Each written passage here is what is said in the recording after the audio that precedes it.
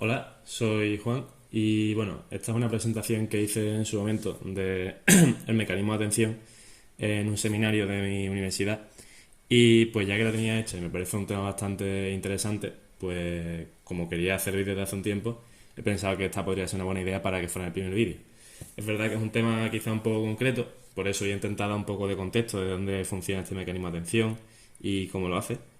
Y pues bueno, es verdad que habrá bastantes términos a lo mejor que son un poco técnicos quizás, pero voy a intentar también explicarlo de una forma más abstracta para que aquellos que estéis viendo esto, que tampoco estéis muy metidos en el mundo de la inteligencia artificial o del procesamiento del lenguaje natural, vamos a empezar yo creo por explicar por qué estamos explicando esto. Y es que básicamente este mecanismo es el que está detrás de casi todos los grandes modelos de lenguaje, por no decir todos, no lo sé porque no he estudiado las arquitecturas de todos y cada uno de ellos, pero el Transformer es una arquitectura que se ideó en 2017 en el paper de Attention is All You Need, que ahora prácticamente lo conoce todo el mundo, al menos en la comunidad científica, y es el que propone que se usen estos mecanismos de atención para averiguar cuál es el contexto de una frase y cuáles las relaciones que hay entre las palabras dentro de esa misma frase. Esta tarea no la hacía la arquitectura anterior que se utilizaba para modelos de lenguaje y para generación de texto, que eran las redes neuronales recurrentes, que son estas que vemos aquí, en las que la información entraba de manera secuencial y las entradas actuales, aparte de tener la información de esa misma entrada, tenían un cierto recuerdo o una memoria, un vector básicamente, que les indicaba que había entrado anteriormente. Por lo tanto, cuando generaba una salida, tenía en cuenta tanto la información actual como la información anterior.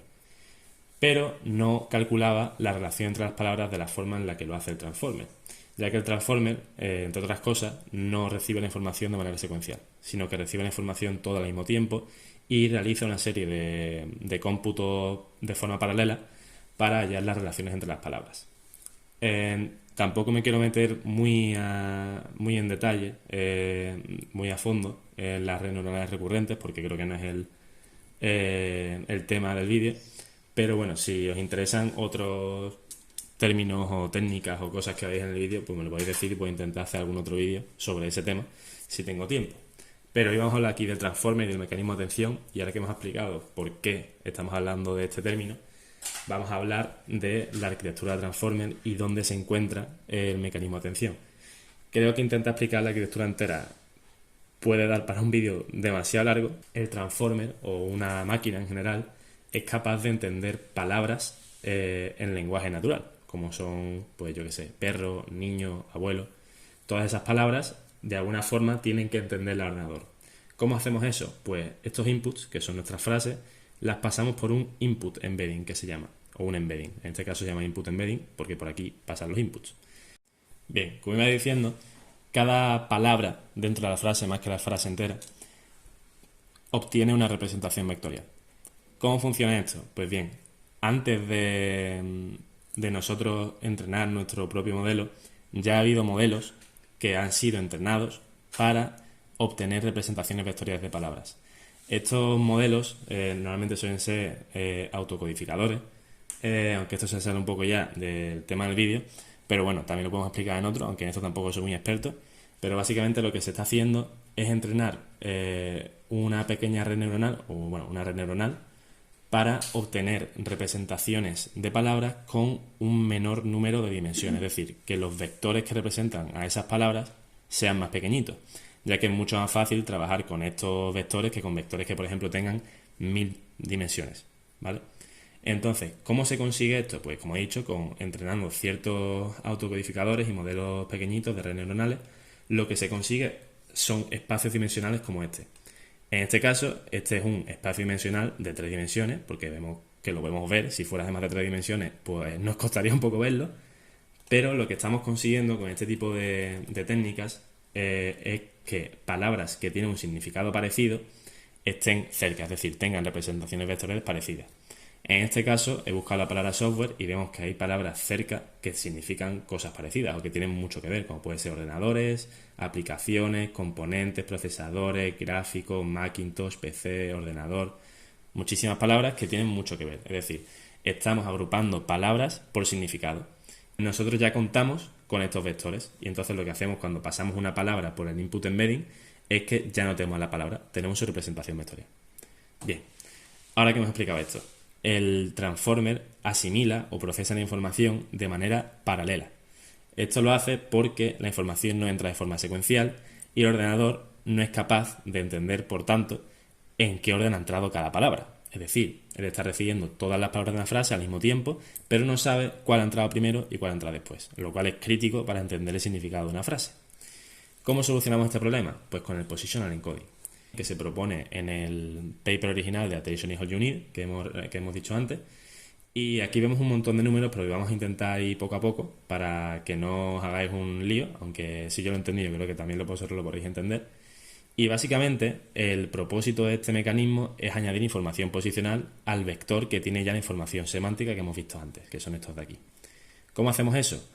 Pues con una serie de operaciones, que son estas dos de aquí, básicamente, con ondas senoidales y cosenoidales. Lo que estamos haciendo es dar una información posicional única a cada posición dentro de la frase. Es decir, a la posición 1 dentro de la frase pues le doy la información posicional, a la información 2, a la posición 2, a la posición 3 y a la posición 4, así hasta incluso 10.000 posiciones, en el caso del VP original, pues vamos a tener una información posicional única para cada una de las palabras y posiciones que hay dentro de la frase.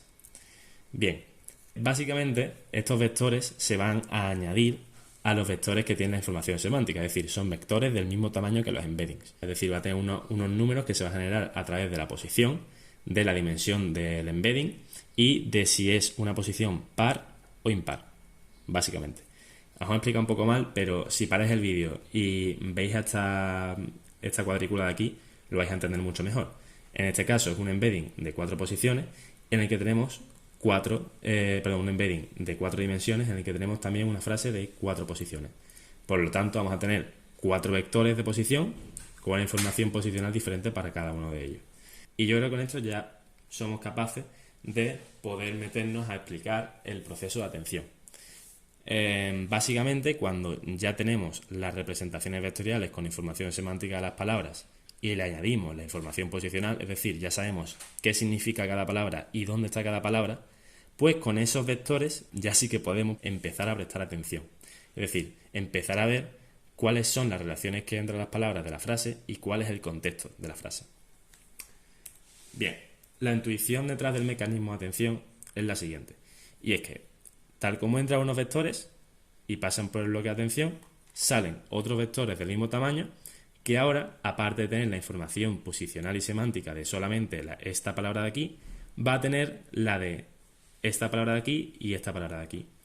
Pero no va a tenerlas todas por igual, es decir, no le va a prestar la misma atención a esta palabra que a esta, sino que a través de una serie de combinaciones lineales va a ver a cuál de ellas debe prestarle más o menos atención.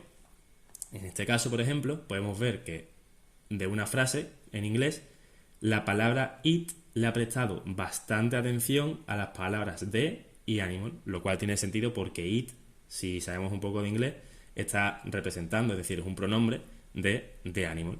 Esta es la intuición, pero ¿cómo funcionan las matemáticas detrás de esto? Pues vamos a hacer una serie de cuentas para que lo entendamos. Bien, vamos a llevar a cabo ahora las cuentas necesarias para un caso de atención muy concreto y muy chiquitito.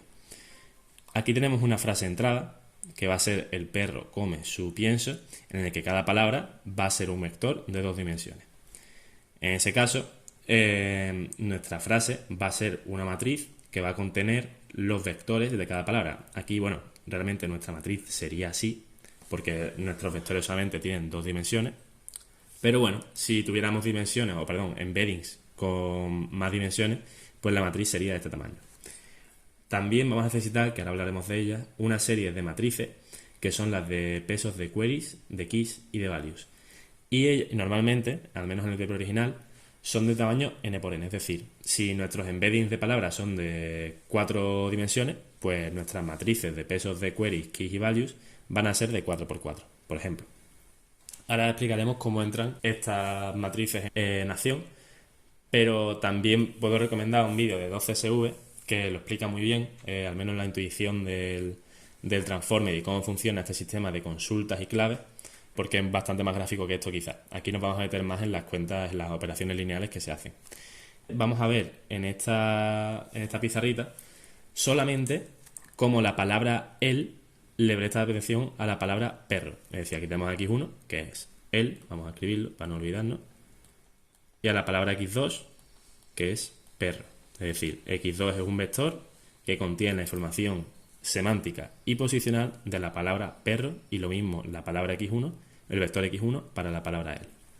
Bien, el vector x1, es decir, él está buscando qué palabras tienen información parecida a la información semántica de su palabra. Como está buscando, vamos a decir que está haciendo una consulta, es decir, vamos a multiplicar nuestro vector x1 por la matriz de pesos WQ.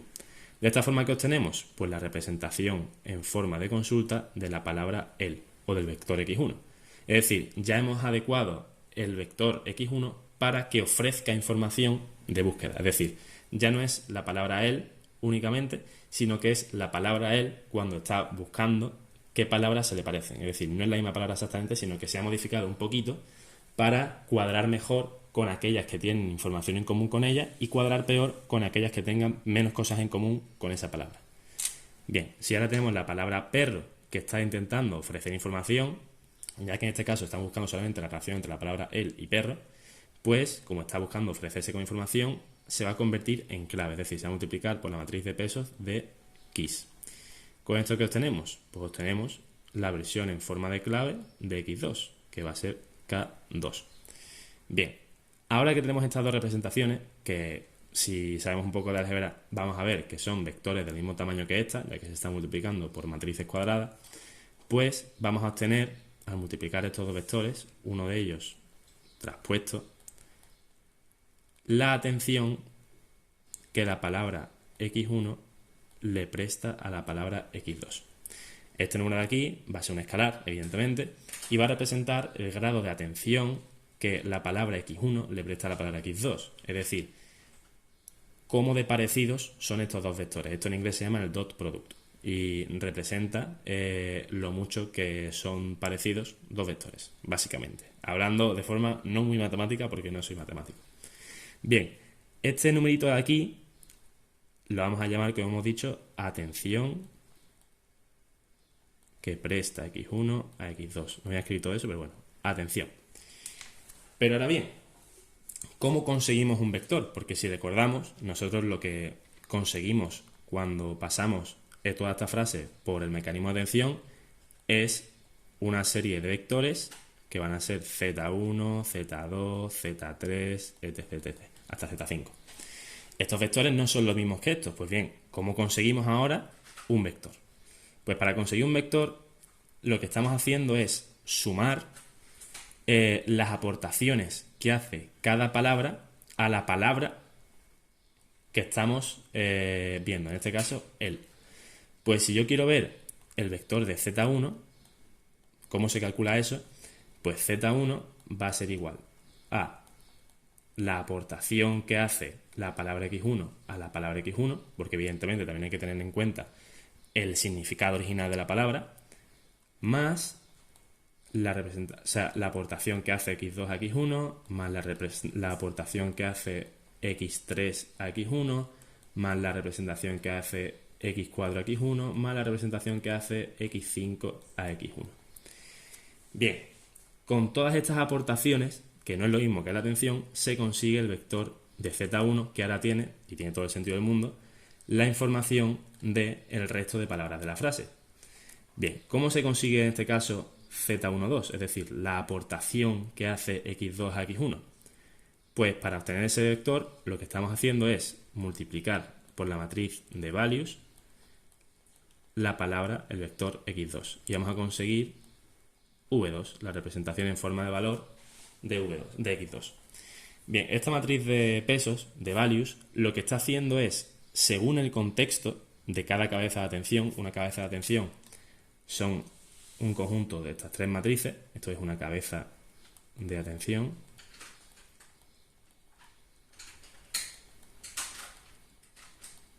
¿vale? Según el contexto de cada cabeza de atención, vamos a ofrecer una versión de la palabra u otra. Esto, a lo mejor así dicho, no tiene mucho sentido, pero bueno. Estamos en un espacio bidimensional porque tenemos palabras de dos dimensiones y pongamos que tenemos la palabra Apple, si estuviéramos hablando en inglés. Y esta es su presentación bidimensional. Y aquí pues hay una manzana, no, aquí hay un plátano, banana. Y aquí está la palabra phone, teléfono. Bien, pues en este caso Apple puede significar dos cosas. Puede significar la marca de teléfonos y de sistemas de iOS, que pues la manzanita de Steve Jobs, o puede significar una fruta. Y dependiendo del contexto de la frase, va a acercarse más al plátano o a la palabra phone. Si en una frase nosotros tenemos I bought an apple and a banana, vamos a saber que seguramente nos estamos refiriendo a la palabra apple como la versión de fruta, como manzana, y acercaremos este vector hacia la palabra banana. Es decir, ofreceremos la versión de Apple que se parece más a la fruta. Si dijéramos Apple has released a new phone, entonces sabríamos que esta palabra Apple se refiere más a la marca de teléfonos y ordenadores. Entonces acercaríamos este vector hacia el vector de phone. Esto es básicamente el mecanismo de atención, una serie de combinaciones lineales que hace que las palabras que se parezcan y que tengan un contexto parecido graviten alrededor de unas u otras. Entonces, pues en este caso, eso es lo que hace la matriz de pesos de value, al menos lo que he entendido yo. Que básicamente, cuando multiplicamos por la matriz de pesos value, estamos ofreciendo una versión u otra de la palabra dependiendo del contexto. Y esa versión es la que multiplicamos por el escalar de aquí para obtener la aportación que hace x2 a x1. Es decir, vemos cuánta atención debe prestar una palabra u otra y cuando vemos el contexto de la frase, multiplicamos esa atención que debe prestar por la representación según el contexto. Y de esta forma, pues obtenemos la aportación de z1, 2. Vale, esta parte puede ser un poco más complicada de entender. Entonces voy a explicarlo de otra forma o con otro ejemplo. Imaginemos que, por ejemplo, tenemos dos palabras que a priori no tienen mucho que ver, como pueden ser Juan y Pedro. ¿Vale? Estos dos son dos nombres propios que no tienen por qué tener ninguna relación en concreto y podríamos decir que a lo mejor el grado de atención es más bajo de lo normal porque no hay ninguna relación a priori. ¿Cómo hacemos que en casos en que sí que tengan que ver, esas palabras se atraigan más o menos la una a la otra? Pues, como hemos explicado antes, cada cabeza de atención, hablando a grosso modo, se va a especializar en diferentes contextos. Es decir, si tenemos 6 cabezas de atención, pues a lo mejor una se centra más en el deporte, otra se centra más en los estudios, otra se centra más en el mundo acuático, por ejemplo. Es decir, va a tener en cuenta casi todas las opciones posibles en las que una palabra puede representar una información u otra.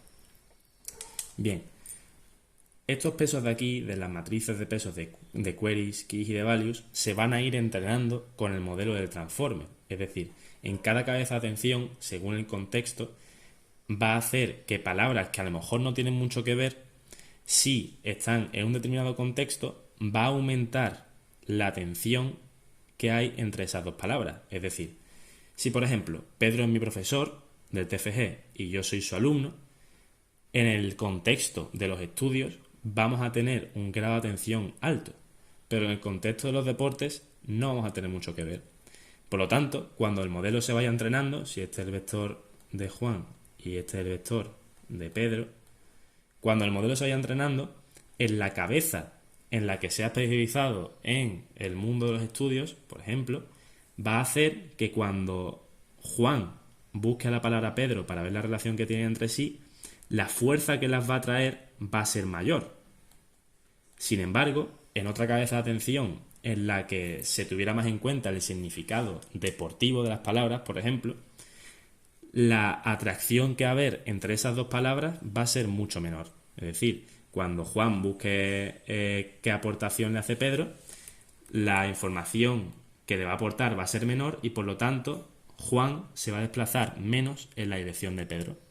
¿Vale?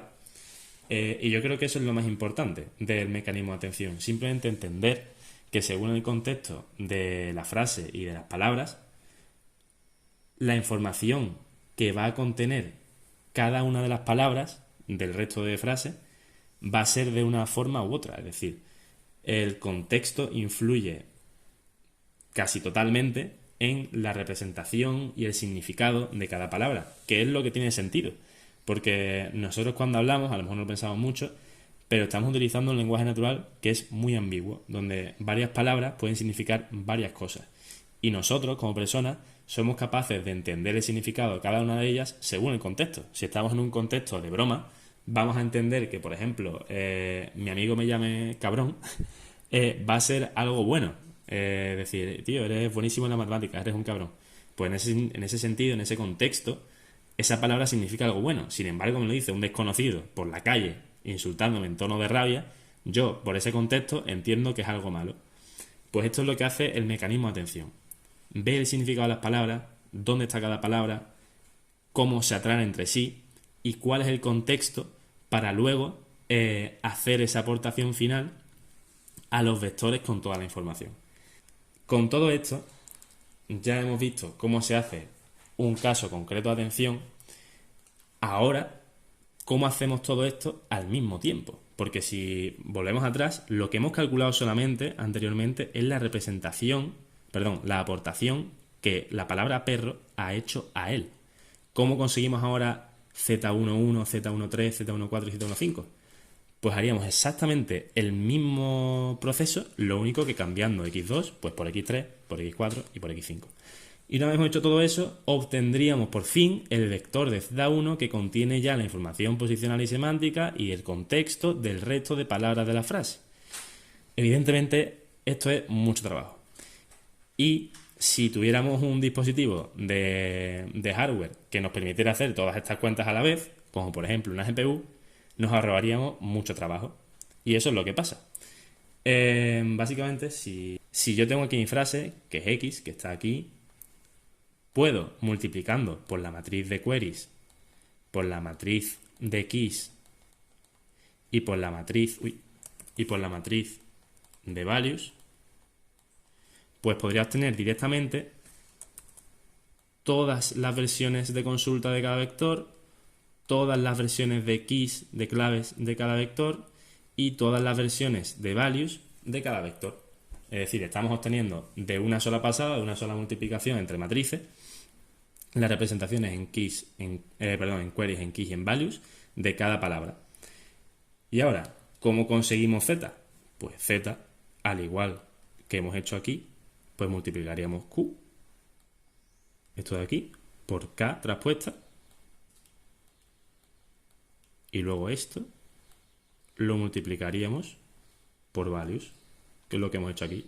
¿Y qué obtendríamos? Pues z, que sería Z1, Z2, Z3, Z4 y Z5. Es decir, todo se hace al mismo tiempo y obtenemos todas las relaciones entre todas las palabras al mismo tiempo.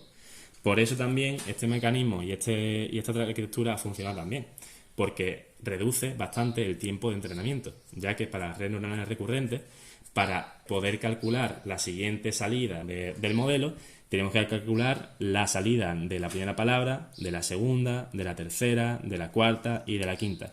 Y cuando hemos hecho eso, entonces podemos dar una salida. Así que nada, eso sería la atención. Una cabeza de atención, claro, que es lo que estamos explicando aquí. La fórmula de atención es esa que acabamos de ver, Q por K traspuesta por V. Luego están estos otros dos términos, que son básicamente un dimensionado de los vectores para que los valores de atención no sean muy grandes. Si tenemos vectores con muchas dimensiones, los valores de atención pueden ser demasiado altos y causar un desbordamiento de la memoria. Y luego se utiliza una función softmax para que los valores vayan distribuidos en probabilidad de 1. Bien, esto es lo que hemos explicado ahora mismo. Pero claro, el transformer tiene varias cabezas de atención, es decir, varios grupos de matrices de queries, keys y values. Siempre me lío diciéndola. Entonces, volviendo a lo que hemos explicado antes, cada cabeza de atención se va a especializar en un contexto y luego vamos a sumar las representaciones diferentes de cada palabra según qué contexto para obtener un vector final que va a tener un mix como una media de lo que significa cada palabra según cada contexto. Es decir, estamos viendo que utilizando muchos parámetros, claro, vamos a tener una versión de las palabras que va a ser capaz de ofrecer información para muchos contextos diferentes. Es decir, tiene que ser un contexto muy raro o que no hayamos visto nunca para que la palabra, para que el sistema no sea capaz de desambiguar el significado de la palabra. Y esto es el mecanismo de atención, básicamente. Pues no hay mucho más. Entonces, aquí en la presentación que hice, pues explicaba un poquito más la arquitectura del transform, pero creo que esto sí me está yendo ya de tiempo. Puedo explicar también que este bloquecito aquí de Adam Norm se está utilizando para que el vector original se sume al vector que ha salido del bloque de atención y, aparte de tener la información nueva, también retenga un poco de la información original para que no se nos olvide el significado original de la palabra. Y aquí vemos una feedforward, una red neuronal feedforward, que lo que hace es aportar no linealidad al modelo. Esto es necesario para que el sistema sea mucho más flexible, porque si no se utilizara este bloquecito de aquí, todas las combinaciones que nosotros hacemos en el bloque de atención son lineales, es decir, tenemos un sistema que solamente puede ofrecer como salida una función lineal. Eso da unos resultados muy malos y las salidas del modelo serían muy poco flexibles, es decir, teníamos resultados muy pobres y no seríamos capaces de predecir también pues cuál sería la próxima palabra que queremos conseguir dada una serie de palabras. Es verdad que tampoco he explicado, que también debería explicar, que el transformer lo que hace es, dada una serie de palabras, genera la siguiente y luego con la siguiente palabra la añade a la información que ha entrado y así sucesivamente, es decir, es autorregresivo. Si por ejemplo entra la palabra él, pues yo paso por todo el transformer y digo, vale, me sale perro, después meto él y perro, vale, pues meto él y perro y me sale comió. Ese es el mecanismo a través del que funciona el transformer como tal. Eso es todo, esto era para un público presencial ahí. Eso es el transformer, no hay mucho más. Es la primera vez que hago un vídeo de este tipo, entonces entiendo que habrá cosas que quizás no se hayan entendido del todo bien. También sé que es un concepto un poquillo complicadillo de entender, pero espero que os hayáis enterado un mínimo y queréis saber más cosas sobre este tipo de arquitectura y sobre el lenguaje natural, sobre el procesamiento del lenguaje natural y sobre la IA, pues iré subiendo más vídeos, entiendo, o no, ya veré si me da tiempo. Y ya está, eso es todo. Adiós.